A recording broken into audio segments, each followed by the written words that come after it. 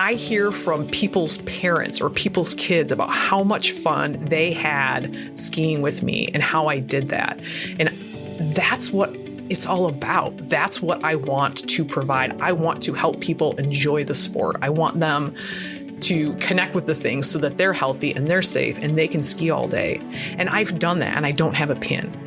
If I decide later on that that's something that's really important to me, I will go ahead and do that. But as far as I'm concerned right now, I'm at the mission accomplished stage because I set out to do it for the right reasons. Hi, I'm Becky. Welcome to Short Story Long. In this podcast, we discuss ways you can integrate who you are into how you lead. Success, happiness. Achieving these milestones is so heavily tied to how we personally define them. Have you ever had that feeling that things should be feeling great and they just aren't? You strive for success, you learn all the things, and I mean all the things, then you make your impact, and it just doesn't feel like it's enough. My guest today had a moment of self-awareness resulting from someone's question during a Q&A session. She was introduced to the term imposter syndrome and saw how it had been showing up in her life. Suddenly, she was looking at her efforts for success in a completely new way. If you're a leader feeling stuck, constantly chasing external validation, or struggling to navigate the complex emotional landscape of professional growth, this episode, it's made for you. Kris Liebau is a speaker, podcaster, and leadership coach dedicated to empowering engineering managers and executives to act with impact. With a focus on long-term growth rather than quick fixes, Kris helps leaders identify and overcome daily obstacles that hinder their effectiveness. With 2 decades of experience in engineering, manufacturing, and quality, Kris understands the challenges technical leaders face in optimizing not just products and processes, but also people and teams. By applying an engineer's curiosity to leadership development, Kris helps clients navigate the non-technical side of work, from conflict management and delegation to vision setting and culture building. Hi, Kris. Welcome to the podcast.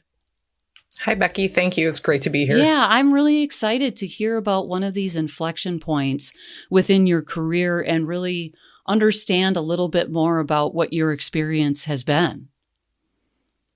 Well, there's been a lot of experiences and a lot of inflection points, to be sure. You know, it's funny. I hear that a lot from people as I talk about, hey, do you have an inflection point? And they're like, oh, yeah, Becky, which one do you want me to talk about? Right. So it's fantastic. So I'm eager to kind of have this conversation about a specific one in conversation that we'll have today. When you think about kind of the topic that we'll explore today, what stands out to you about the time immediately before that change or that choice occurred? The phrase, when the student is ready, the teacher will appear, I think is what's there. We have to be ready for it in order for the opportunity to really, truly present itself. So everything needs to be ready to go, fertile mind, having the right mindset to be able to receive the lesson is critically important. Yeah. Yeah. So what was happening for you within your career and within your experience at that point in time that made you as the student then ready? So I have taken a few different mindfulness-based courses in my life. And one of the things that has driven that is I've got life good. I've got a happy marriage. We're doing okay financially. I've got this job and I'm just not super happy. I'm still stressed. There's still this other stuff going on. I'm like, what's going on? And I realized that I am the source of a lot of these things. And so that drove me to take a mindfulness-based stress reduction course, which opened up my eyes to how active my mind is and how much these thoughts influence how I'm feeling. And I also have taken courses around mindfulness-based self-compassion as well. And so I was really looking for solutions for me in order to adapt, process, better relate to what was going on in my life. Yeah. Yeah. When you reflect back now, what do you think was really that moment that you recognized, I need to sign up for some of these classes. I need to find this way to fill up my cup in a different way than I've been doing it before? So it wasn't just me that was feeling like that. My husband as well. So actually, my first mindfulness-based stress reduction course, my husband and I did it together when my daughter was very little. We had a grandma or a babysitter come over so we could go to the class together. So we both were on this journey and acknowledged that this was something that was important for us. My husband did have a meditation practice because he participated in martial arts, and I was just having a hard time getting on board with the Zen meditation style. So I wanted to explore this new one and invited him to come on that journey with me. Okay. So there's this moment of, on the outside, things look pretty good. And at the same time, internally, you're in this kind of, there's something that's not quite there at that point. So when you're taking these courses and you're understanding more about yourself, more about probably your relationship with your husband and everything, how much closer were you finding yourself toward finding that happiness or that contentment at that point in time? I think for me, I realized that I truly have control over that. And I think in general, like we seek happiness. Like we hope it slaps us upside the head. It's this place to get to. And so I go on and on and on about like what I think happiness is with that, realizing that I really had the power and it was how I was reacting to the things that were going on that was creating that, frustration and disappointment that I was experiencing. So I think the big aha was how much control I really truly had, and it wasn't so much about trying to seek it. Okay. You know, and it's an interesting element there, right? Where we have the happiness within ourselves, and yet we keep on looking, and we're looking everywhere except for where it truly is. And so when you really started to turn that corner, I know there were some changes and some specific insights that you had at that moment. Talk to me a little bit about what that change looked like for you. The biggest epiphany that I have had on this road was I happened to be in a workshop for mindfulness-based self-compassion with Christopher Germer and Kristen Neff, who are like the big mindful self-compassion people here in the States.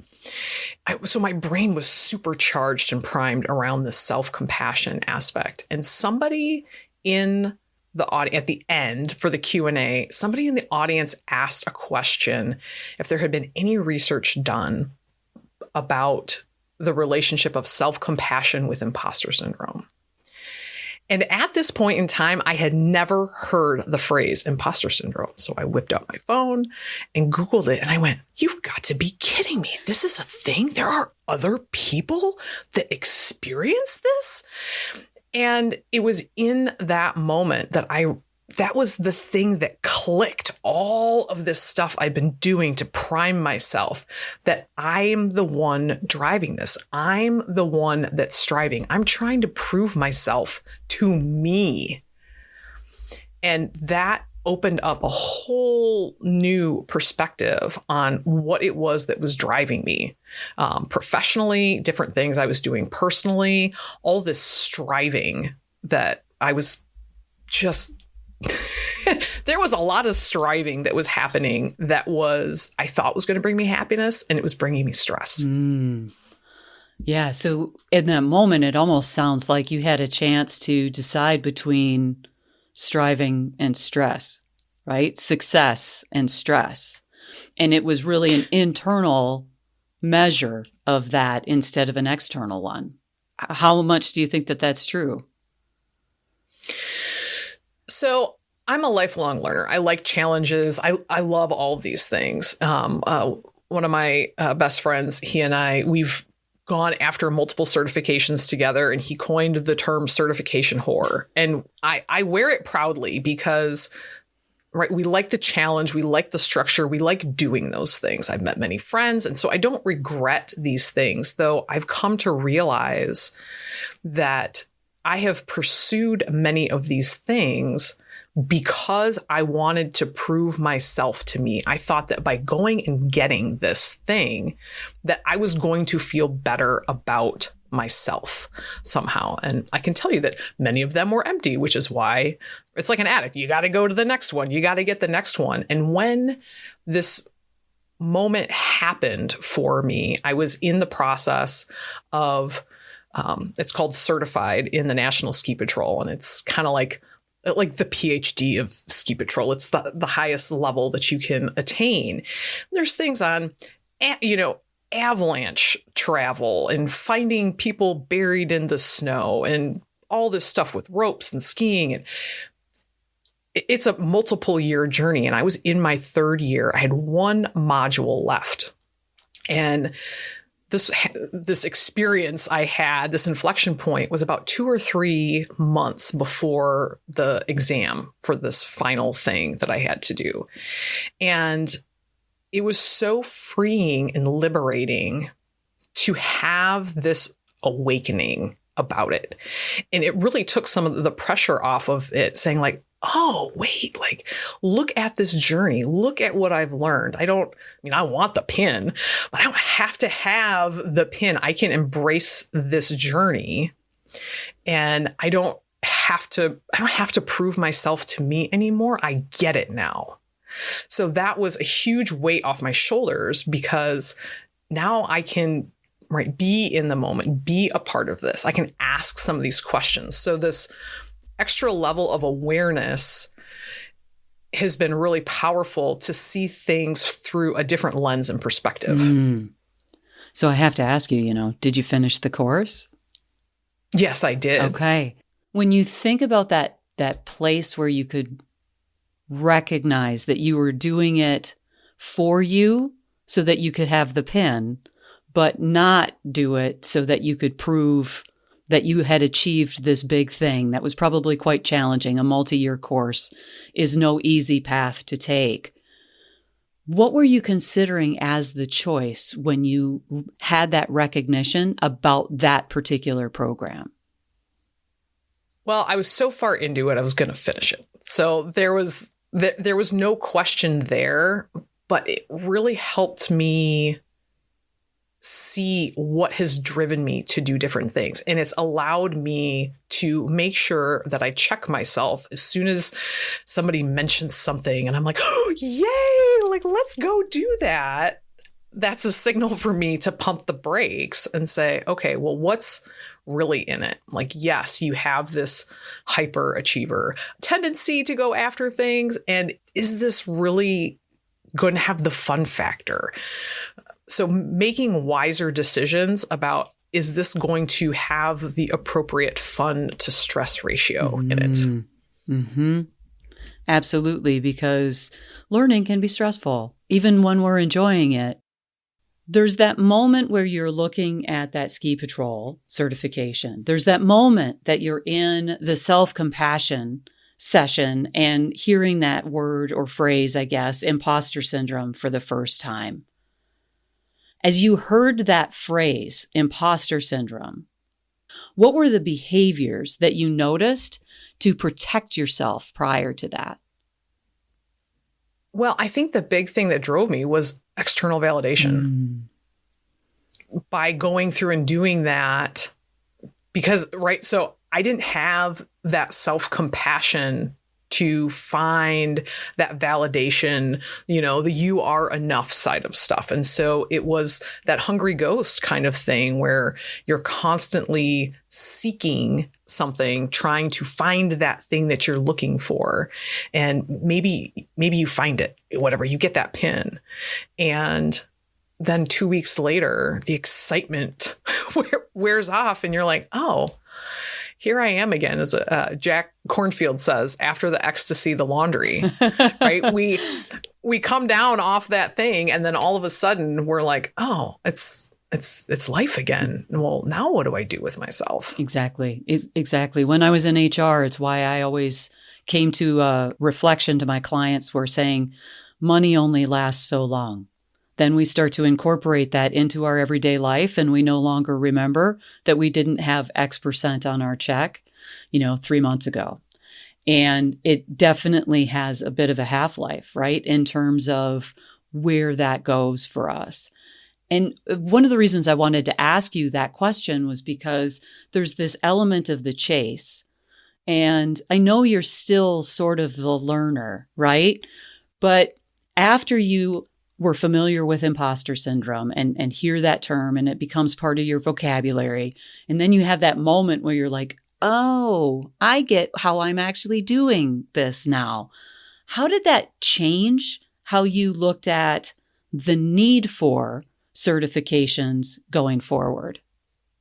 I think it made me a little bit wiser going into it, so that I wasn't putting as much stress on myself, because I was more interested in the fun and the learning, and taking all this like, oh, I have to prove myself to me. I have to prove myself to other people. So it really opened up that journey in order to be able to be like, this is something that I truly want to do, and that I was doing things for the right reasons.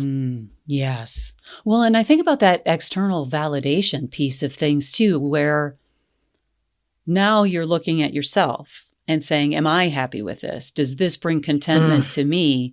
And you're no longer looking for that external validation. And of course, we still like people to say, yay, you're so awesome, right? That feels good no matter who you are. Yeah. How does your relationship with that changed since this revelation? Well, I have another story about another pin that happened last month. So since I've exhausted things to do within the National Ski Patrol, I've bounded over to the Professional Ski Instructors of America. And so there's snowboarding, alpine, there's all these different things, and there's levels 1, 2, and 3. And I have been in pursuit of my level 2 alpine for 2 years. There's 4 modules. I took all the modules last year. I did not pass the teach module. And so I'm like, okay, I got great feedback. Having a goal. So this is all with awareness, right? So I understand the whole imposter thing and everything else. I really want to be a better instructor, and having this goal, having a date, knowing that I need to have my stuff together on February 10th or whatever the date was great for that accountability. And it pushed me to step up and lead more clinics, to find my voice and do all of those things. Unfortunately, on the day of the test, I did not bring my A game. And there were some other things. I didn't get the pin. And I was really disappointed about that for about a half an hour. I'm driving home. I'm reflecting on I was like, hey, my goal in this was to become a better instructor. I have people that request, hey, Kris, will you come out and ski with me? I have, right, it's a family thing. I hear from people's parents or people's kids about how much fun they had skiing with me and how I did that. And that's what it's all about. That's what I want to provide. I want to help people enjoy the sport. I want them to connect with the things so that they're healthy and they're safe and they can ski all day. And I've done that, and I don't have a pin. If I decide later on that that's something that's really important to me, I will go ahead and do that. But as far as I'm concerned right now, I'm at the mission accomplished stage because I set out to do it for the right reasons. Absolutely. And what's amazing about that is that after the 30 minutes of disappointment, because not getting the pin, disappointment, you get to sit with that, right? That's perfectly fair. And yet that recognition of, except I met the goal. I didn't get the pin, and yet I met the goal. and I can feel really good, really content, ready to take on the world and do all of these amazing things with what I've learned, even without the awards and the parades and all of those things that we might be looking for at different times. And I guess I think about it too, in terms of, I know you're a leadership coach at this point in time, and I'm curious, when you think about your leadership coaching and where you focus and how you do that, how does imposter syndrome and sort of recognizing, did I win the goal even if I didn't get the prize, kind of thinking show up in your coaching? So I think for me, a part of this journey has been that whole like journey versus goal.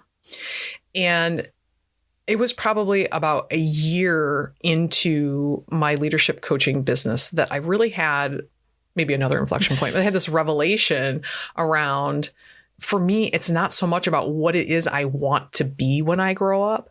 It's how I want to be. And that was a huge shift because it's so hard to project and have this goal and beat myself up and get there in a straight line or as efficiently and as fast as I can, that I have the control in this moment to be the person that I want to be. And we often relinquish that because we're on autopilot. We have muscle memory. This is how we go about our day. This is how we deal with that person. This is how we deal with that particular situation. And so I feel like that really put me back into the driver's seat with things. And, you know, we talk about the head trash, the stories we tell ourselves and those types of things. And I think that that's a challenge that a lot of people have out there, is they don't realize how much control they do have over their actions, that they do have over their thoughts.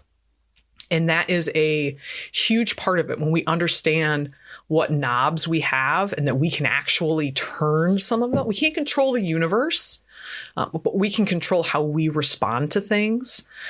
I feel like that's a really essential skill to be honed, that we unpack at various levels in different ways, depending upon where somebody's at when they come to coaching. Well, and the really meaningful thing that I hear a lot of meaningful things in that, but one of the main meaning things that I hear in that is how that parallel really does relate back to just last month, where you're able to say, you know, I maybe didn't get as far as I would have envisioned for myself. And at the same time, I'm content because I got what I actually wanted. There's a difference between what we want and what we need. And what you wanted may have been that pin along with that knowledge and that ability to do all of the education and components that you were trained to do.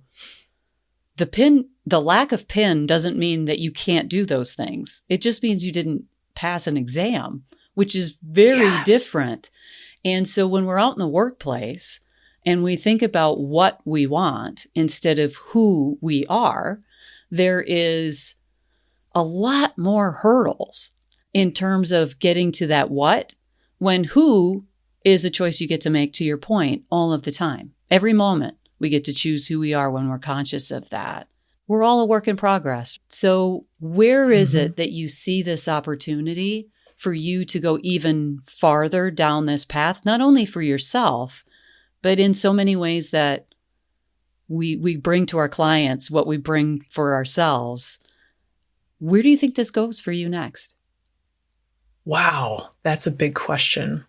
I think for me, so my personality, my engineering background, when I graduated from high school, I got my engineering degree. I was going to solve the world's problems with math and science. I was going to build things that didn't break.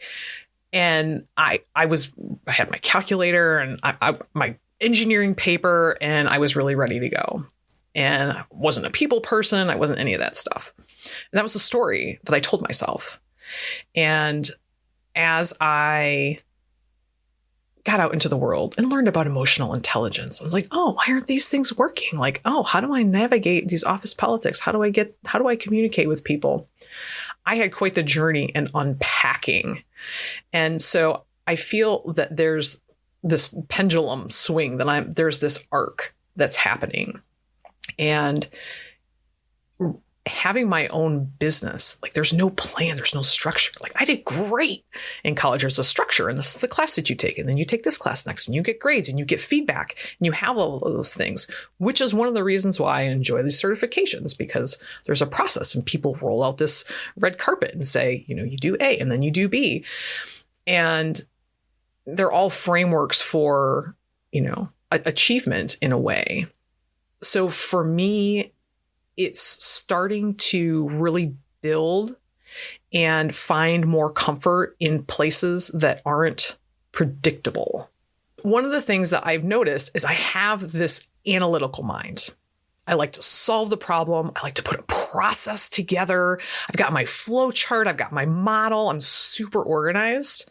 And that works really great in a predictable world. And not all of life is predictable. Much of it isn't. Owning a business, forecasting the future. And so I came to this realization, actually working with my coach. I feel all coaches should have a coach because I believe in coaching. Yes. And what I discovered with him is that I have been driving myself crazy trying to create models and processes for things that are not predictable. So it's really right, mind blown with this piece of information. And I'm sitting here saying it like, duh.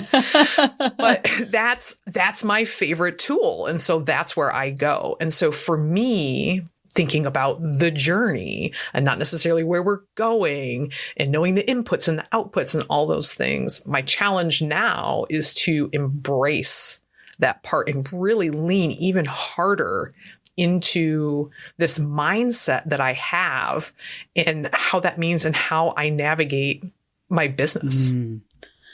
Right. And especially when we're inside our heads and we're thinking, oh my gosh, we're putting this out into the world, publishing stuff on social media or putting your thoughts out into, I know you do speaking engagements and things like that as well. And it's like, I'm standing up here now, I better say something. And yet there can be some terror behind that to say, what if I put my foot in my mouth and I say the wrong thing? And there's an element of, boy, they could find out, that imposter piece, because that imposter doesn't necessarily go away. I don't agree that it's a syndrome, but I do appreciate the imposter. But the imposter actually seems to change based upon how we grow and develop. And that's why I like to think about where is it that people are going, because it's what is the next challenge in front of me? And I love that you're talking here about where does my business go? Where does that start to expand?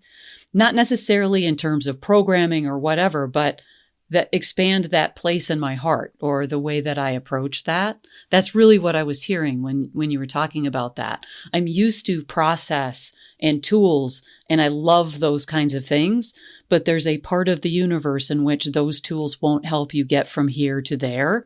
And I hear you wanting to explore that. And I think that's really fantastic.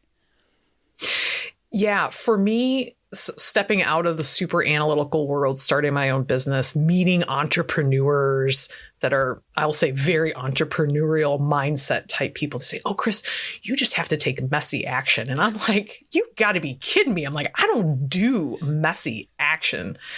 And so I did come to realize that I do have to take action. And so I've rebranded it as curious action, that it's messy just doesn't have an intent or an endpoint. For me, I needed to embody that and structure it a little bit more like an experiment. Say, okay, now we're going to go get that data. We're going to find out, is this predictable or not? And it might take me a lot of data to figure out that my initial assumption, to confirm it, or, that I was right or that I was wrong with that initial hypothesis. Yeah. And that's a big part of embracing that journey and knowing that I don't necessarily have all the right answers. And like you said, putting yourself out there. The first few podcast episodes that I recorded, I was like, it's even worse than speaking to doing something online where you can't see the people. You at least know they're there. But right. Yeah, and you have an ghost. idea. Yes. Yeah. Like you at least like, okay, these people are within this organization. This is the type of roles that they have. You have something about that audience. But as soon as you launch a podcast or put it on YouTube, like it can go anywhere. And that can be very nerve-wracking. Absolutely. And like you say, it's curious instead of messy, because there's still an intention, there's still a direction that goes. And where I'm really hearing so many of the connections in this, honestly, is this idea of this openness, this willingness to explore who you are, how you function, because there's this piece that maybe isn't fitting in quite the way that you wanted to. And that prepared you to hear about the imposter syndrome and all of the components tied to that. And then to experience that awareness of, wait a second, what am I doing this for? What is the why behind this? And is it serving me or is it not serving me? And really recognizing that shift and that change, that you could have gone either way. You could have said, you know what? I need the pins. I need all the pins. Every single one must be, I will wear a shirt that only has these pins. And instead, what you said was, I'm pretty smart. I'm pretty capable. And I have done some really awesome things. And I don't need to prove this to myself or to anyone else anymore. And I really appreciate that about your story. I'm curious, Kris, is there anything that you think is really important for the listeners to know about this kind of change in your life or this transition that I haven't asked you? I think the biggest thing is that you can't force this to happen.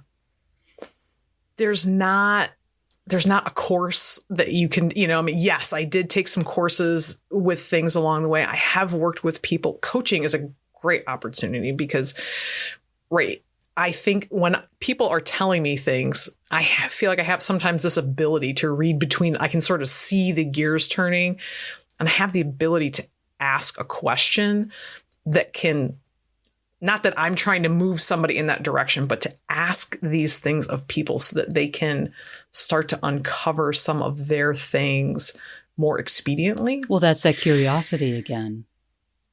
Oh, absolutely. Yes. I mean, I live, die, breathe, and eat it. Probably I'm a C conscientious person. So I'm analytical and reserved, and I will sit there and I will listen and ask questions all day and not make a decision or move forward. But I think it's really being open to the journey and asking some of these deep questions and taking the time to ask, to do it, and not just once. There's so many opportunities, coaching, the mindfulness-based stuff, retreats, workshops. There's a lot of different resources that are out there, and it can take a while to unpack things. So, right, be open, have those conversations, dig deep, and read your tea leaves. And some of those things that you discover, you might be like, oh, wow, if I would have been open to that, I could have saved myself 10 years of frustration. Right? So it comes to us. It's a process. Yeah. Yeah. And it makes me think about where we even started the conversation. When the student is ready, the teacher appears. And there's that component that comes into play where you can go to the course, but if the student isn't ready, then the material will only hit later.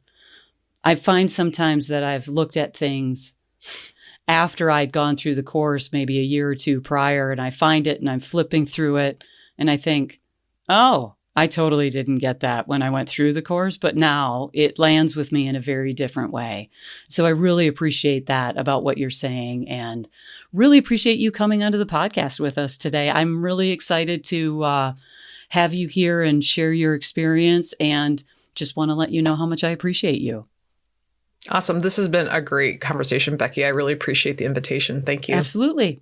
We'll talk soon. What a thoughtful and introspective conversation with Kris. When change happens, we can see the shifts in behavior without always seeing how the shift in mindset occurred. I appreciate Kris's willingness to share her personal and inner journey with us. Her journey isn't just another leadership story. It's a roadmap for those who feel like an imposter or are trapped in a cycle of endless achievement without fulfillment. She recognized that her achievement orientation had grown beyond the desire to learn. There was an emotional driver based on other root causes. Meaningfully, Kris chose to reflect and choose what she wanted to do with that information. When she didn't get the ski instruction pin, it saddened her, but didn't derail her. The goal had been achieved, even if the pin wasn't. While her internal wiring isn't to wing it and make it messy, Kris did recognize that it's her curiosity that drives her to learn. The learning is the journey, and that journey has a reward for her. You can ask yourself, why am I doing this thing? What is the true goal? Is your goal to get all the pins? Are you proving to yourself that you are enough? Maybe proving that to others? Look, there is no harm in choosing the challenge to prove you can, as long as it doesn't compromise your general happiness and fulfillment. You don't have to do it yourself. You can actually learn from Kris's story. Go ahead and do the thing, or learn the thing. Also, spend time thinking about what it does for you. Is it only the outcome that serves you, or do you see the value in the journey as well? If you're interested in learning more about and from Kris, you can find her LinkedIn details in the show notes. Thanks for listening. If you found this episode helpful, share it with someone who could benefit from it. Until next time, I'm Becky Fraser, reminding you to integrate who you are with how you lead. Okay, bye.